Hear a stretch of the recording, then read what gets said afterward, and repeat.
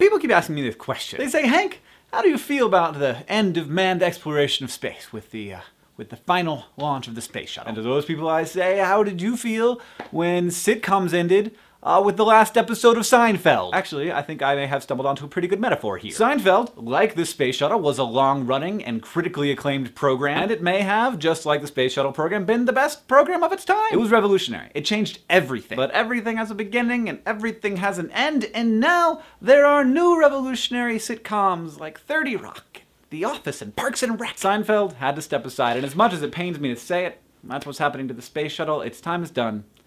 The question is, what is our 30 Rock here? Turns out I'm not the ideal person to answer these questions because, you know, I don't work at NASA. Luckily, these people do. Yes, I got to ask some questions of people at NASA via video, including Charlie Bolden, the guy who is in charge of NASA. So first question, how are we gonna get the space astronauts to the space station without the space shuttle? The same way we have been getting there almost entirely since the Columbia accident.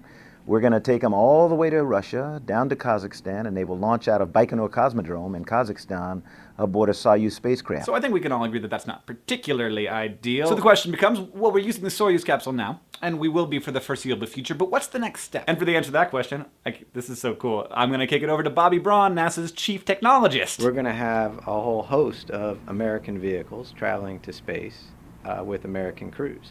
And the best part about that is that those systems are being designed today by companies all around the country. I can't tell you exactly what system is going to fly because it's somewhat of a competition. It's somewhat of a race among these American companies. But I am looking forward to seeing their vehicles in flight. So with the private sector and Russia taking care of getting to low Earth orbit and to the space station and stuff, what does NASA's focus become? NASA is going to turn its attention to getting out into deep space, to going places that we frankly haven't been to before. That is the stuff that gets me going, Bobby Braun. And don't get me wrong, I love low orbit. Low orbit is great. It is a fantastic laboratory. It's where we need to be to learn about space and its effects on people. But the question is, how do we get to those new destinations? Hank, I'll tell you what, the first thing I want is faster rockets. When you talk about trying to get some awesome back into things, we've got to get some awesome into our ability to get from point A to point B in space. If we really want to get beyond Earth orbit and do some exploring, we're going to need a better, faster way, more powerful engines, rocket engines, to get us further out into the solar system. That last fella was Mike Massimino, an astronaut who, coincidentally, completely coincidentally, is speaking at VidCon about